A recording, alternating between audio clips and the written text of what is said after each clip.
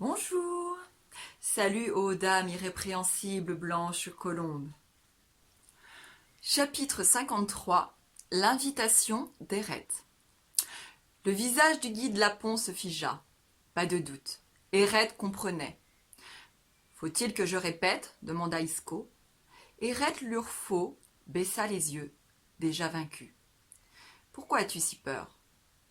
Érette évita son regard, grimaçant malgré soi. Peut-être devrait-on lui faire confiance et rebrousser chemin, suggéra Marcus, l'air suppliant. Isco laissa mijoter le lapon.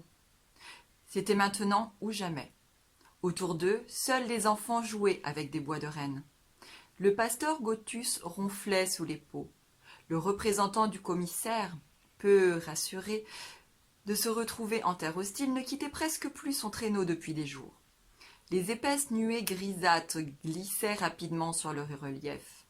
Marcus regardait dans la même direction qu'Isco. Le temps se couvre de nouveau. Le temps est toujours couvert ici, dit Isco. À croire que ce sont ces nuages perpétuels qui rabotent le sommet des montagnes. Marcus courba le dos et baissa la tête. Je n'aime pas ce pays. Sans avoir prononcé un mot, Érette se décida. Il se mit en marche en direction d'une colline située à environ 300 pas vers le nord-est du campement. Ils dépassèrent le bord du lac et commencèrent à grimper. Marcus fermait la marche. « Tu es sûr de ce que tu fais ?» chuchota-t-il. « Ce coin ne me plaît pas. D'ailleurs, rien ici ne me plaît. Ce n'est pas fait pour les hommes. » Tu gémis beaucoup pour un ancien soldat. Soldat de ville, seulement soldat de ville. C'est pas pareil. Et puis, j'ai pas demandé l'aventure, moi. Juste afficher le camp de cette maudite Göteborg où les Hollandais font la pluie et le beau temps. Eh bien, dis-toi que tu ne peux pas être plus loin de Bodgård. Érette s'arrêta à mi-pente, hésita encore, et dut lire la détermination sur le visage d'Isco, et fit encore une vingtaine de pas, jusqu'à un faux plat d'à peine 3 pas de côté. Érette mit un doigt sur sa bouche et montra un rocher ovale, de la taille d'un ours couché en boule. Marcus poussa un gémissement, un œil inquiet sur les nuages. Ils accélèrent, malheur de malheur. Érette lui lança un regard mauvais, remettant son doigt sur la bouche. Quelques bois de renne formaient un tas devant le rocher. Un objet taillé dans du bouleau reposait debout contre le rocher, avec une vague silhouette humaine, mais déformée, grossière. Érette resta à distance prudente. Marcus se signa. Isco approcha un peu plus près. Quelque chose brillait sous les bois de renne. Il les déplaça délicatement. Érette fit un bond pour s'accrocher à Isco. Il lui cria dessus, rejetant sa main du tas de bois. Marcus le ceintura et se mit à lui crier dessus aussi. Érette se calma et recula de quelques pas, s'accroupit et se mit à gémir. Isco se pencha de nouveau sur les bois. Des ornements en métal, certains en argent apparemment, étaient déposés en offrande. Isco en compta une dizaine. L'un, surtout, attira son attention. Il ressemblait à celui que Darja lui avait confié. Pas aussi fin, mais il était impossible de s'y tromper. Isco le montra à Érette. « Ça vient d'où » Le lapon lui répondit en gémissant. Isco se releva. Le rocher donnait l'impression d'avoir été éclaté, un peu à la façon dont les mineurs éclatent la roche à Nassafjall. Les blocs de pierre s'encastraient parfaitement les uns dans les autres. La structure et la forme initiale étaient conservées, mais quelque chose l'avait brisé. Isco contourna le site. Il restait des têtes de poissons et des ossements, sans doute de rennes. De son point de vue, Isco dominait le plateau.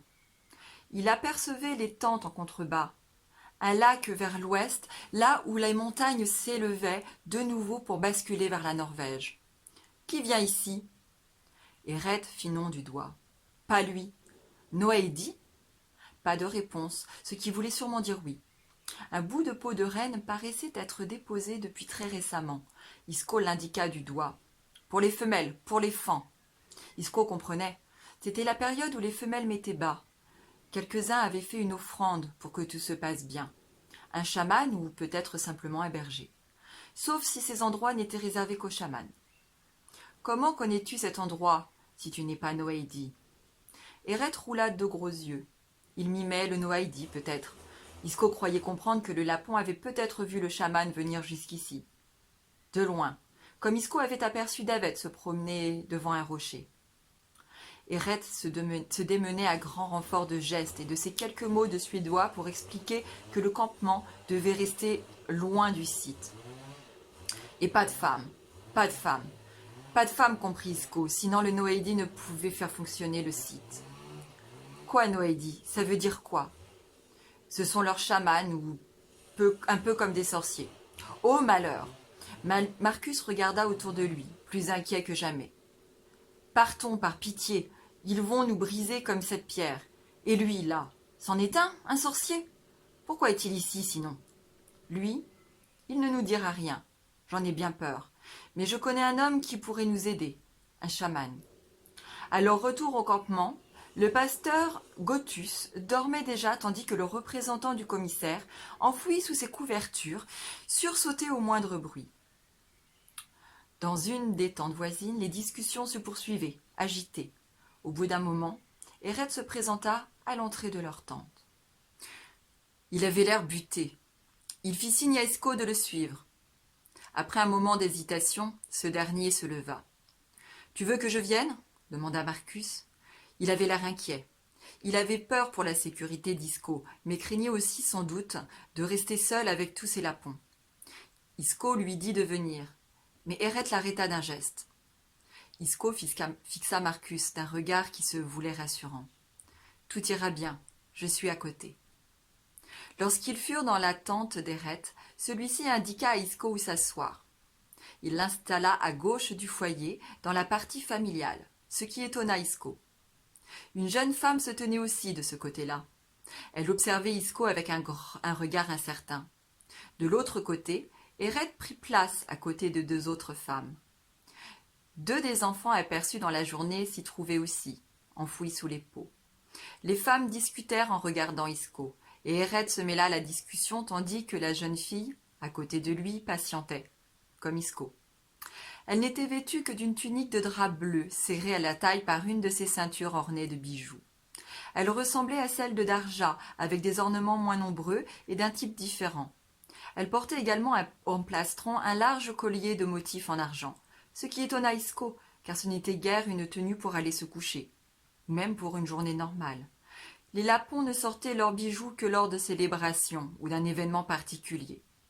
De l'autre côté du foyer, la discussion prenait fin. Eret se pencha.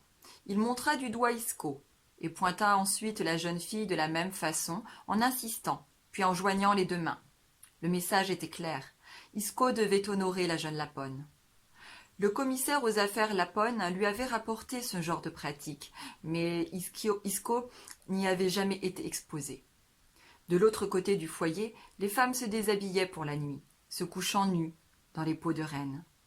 Eret commença lui aussi à enlever ses culottes et son manteau, encourageant Isco à faire de même, tandis que la jeune femme, à ses côtés, dénouait sa ceinture. Tout le monde paraissait certain qu'Isco allait en faire de même. La jeune femme continuait à se déshabiller, sans la moindre pudeur. Isco réfléchissait à la façon de se sortir de cette étrange situation. Dans d'autres circonstances, il aurait peut-être accepté la situation, mais faire le spectacle pour la famille complète le désarçonnait. La jeune fille n'était pas belle, mais là n'était pas le problème. Elle était torse nu maintenant, ses petits seins fermes tendus vers Isco qui avait du mal à détacher le regard. Elle se comportait de façon assez gauche, guettant un geste d'Isco ou un signe d'Eret pour accorder son comportement. Isco essaya de sourire, mais cela ne fit que faire froncer les sourcils à Eret qui s'impatientait. Le plus simple, décida Isco, était de faire semblant de ne pas comprendre. Continuer à sourire, hocher la tête, remercier. Il ne pouvait être venu sans rien faire, sinon à quoi bon remercier? Il prit son bol, en bouleau accroché à la taille, à la façon laponne, et se servit dans la marmite. Sans savoir ce qu'il y avait dedans, mais il ne pouvait plus reculer, s'il voulait mettre fin à ce malentendu. Il ressortit un bouillon noirâtre et nauséabond où flottaient des morceaux impossibles à identifier au milieu de feuilles d'ortie. Eret parut surpris, puis montra de nouveau la jeune femme. Isco sourit, tendit la tasse à la jeune fille, qui mit sa main en écran pour repousser la tasse avec une grimace. Isco n'avait plus le choix. Il but le liquide, fermant les yeux comme si cela pouvait masquer les effluves qui lui envahissaient le nez. Quand il eut fini, il sourit encore et salua de la tête en se levant, pour signifier son départ. La jeune fille jeta un regard interrogatif à Eret, qui lui-même faisait la tête. « Merci pour cette invitation, dit Isco. Je rentre dormir. » Il sortit sans savoir s'il avait été compris et sans attendre de réponse. Les jours suivants, ils poursuivirent leur marche vers le sud. Isco passa les premiers temps allongé dans son traîneau, s'en tirant difficilement mais régulièrement pour se soulager dans la nature. La nuit, après avoir ingurgité le breuvage dans la tente d'Eret, avait toutefois été le pire moment. Il avait été saisi de crampes à l'estomac et n'avait plus cessé de courir hors de la tente. Il ne savait toujours pas ce qu'il avait bu, mais l'effet de la potion, ça ne pouvait pas être de la nourriture, était radical. Eret paraissait lui en vouloir et gardait un silence buté. Isco avait expliqué la situation à Marcus et l'ex-soldat de la ville avait pris un air outré. « Moi, j'aurais accepté. Dieu seul sait quand se représentera la prochaine occasion. » Tout en marchant aux côtés d'Isco, il entreprit de convaincre Eret de le laisser coucher avec la fille lors de leur retour. Eret le regarda d'un air soupçonneux. La marche se poursuivit sur ce malentendu persistant, en glissant le long d'une rivière encore gelée qui serpentait à travers le paysage écrasé sous la neige. Au bout du 4e jour, ils parvinrent à l'endroit décrit par Eret. Celui-ci s'anima de nouveau. Ils avaient laissé le cours de la rivière depuis quelques heures pour passer par le flanc d'une montagne, d'où ils surplombaient maintenant un plateau. À leur droite, Isco, qui avait repris la marche depuis la veille, repéra la rivière qu'ils avaient délaissée pour gravir la montagne. Elle coulait vers un lac qui, sans avoir les proportions de ceux bordant Argeplog ou Silbojoc, couvrait la largeur entre deux montagnes. Au-delà de ce lac, une autre surface actuellement glacée se prolongeait vers le sud, séparée du premier par une large langue de terre où des fumées montaient dans le ciel. Un nouveau campement lapon. Isco prit les relevés nécessaires. Après 2 heures de marche, ils le rejoignirent. « Que font des êtres humains aussi loin de tout ?» dit Marcus en déchargeant un traîneau. « On peut se poser la question, » murmura Isco, hors de portée de toute parole royale ou religieuse. À croire que ces gens ont des choses à se reprocher, ou à nous cacher.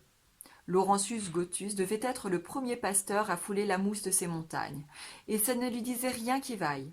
Isco approcha des femmes assises qui mâchaient des peaux de renne pour les assouplir ou filaient des tendons de renne. Il regarda autour de lui. « Où avez-vous eu ce fer, ce drap, le tabac, l'eau-de-vie » Personne ne parlait suédois, et son dialecte lapon n'aidait en rien. Eret s'adressait à une femme en train de traire un renne, aidée par 2 enfants qui maintenaient l'animal. Par geste, il expliqua que des hommes allaient bientôt rentrer. Certains gardaient des rennes, d'autres pêchaient dans le lac.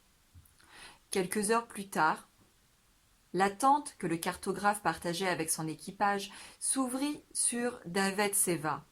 Le lapon vint s'asseoir à côté de lui. « Que fais-tu ici ?» lui demanda Davet d'un air méfiant. « Les Suédois m'envoient. » Ils veulent ouvrir une mine, c'est ça ? Personne n'a trouvé de minerai dans les environs, dit-il sur le même ton. Il n'y a rien ici pour les Suédois, rien de bon. Voilà enfin quelqu'un qui parle de raison, lança Marcus. C'est ce que je dis depuis le début. Isco montra le pasteur Gothus assis au fond de la tente. Ils veulent construire une chapelle ici. Une chapelle ? Il n'y a pas de mine ici. Pourquoi une chapelle ? L'air méfiant s'accentua. Ils ne nous laisseront donc jamais en paix. C'est Eret qui m'a conseillé de venir ici. Il dit que c'est un bon emplacement, où les lapons des environs se retrouvent parfois. Le pasteur n'aura pas à courir la montagne pour les chercher. Eret ? Davet serra les poings. Il t'a dit pourquoi il ne préférait pas installer la chapelle sur le territoire de Sadiva, plus près de la mine ? Eret est un sale type, égoïste, et je sais qu'il a voulu te faire coucher avec sa fille. Pour faire l'important. Ce sont des histoires entre vous, ça. Moi, j'ai une mission à remplir pour les Suédois, avec le pasteur, et c'est tout ce qui m'importe. Ici, c'est un bon emplacement, n'est-ce pas ? La question s'adressait autant au pasteur qu'aux représentants du commissaire. En tout cas, je n'irai pas en avant dans cette terre ensorcelée, décida le pasteur Laurentius Gothus. Au revoir.